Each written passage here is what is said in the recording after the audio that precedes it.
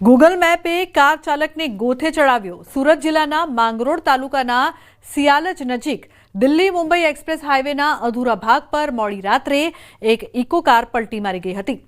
Google map પર ભરોસો રાખીને અધૂરા રસ્તા પર આગળ વધતા કાર ચાલકને આ અકસ્માત નડ્યો હતો।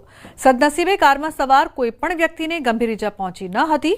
દિલ્હી મુંબઈ એક્સપ્રેસ હાઈવેનું કામ ઝડપથી ચાલી રહ્યું હોવા છતાં સિયાલજ સહિત અન્ય ગામોમાં ખેડૂતોનો વિરોધ ચાલુ છે, જેના કારણે અધૂરું રહેલું કામ અને બેરિકેડિંગ્સનો અભાવ મોડી રાત્રે મુસાફરો માટે જોખમી સાબિત થઈ રહ્યો છે।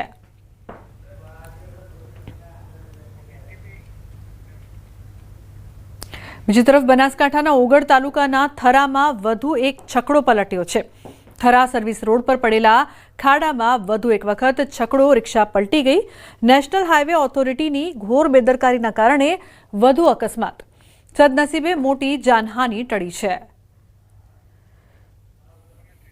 ઉલ્લેખનીય છે કે નેશનલ હાઈવેની બેદરકારી, સર્વિસ રોડ પર ખાડાનું સમારકામ ક્યારે થશે તે મોટો સવાલ। અત્યાર સુધી જે પ્રકારની પરિસ્થિતિ, થરામાં વધુ એક છકડો પલટ્યો છતાં પણ તંત્ર નિંદ્રાધીન।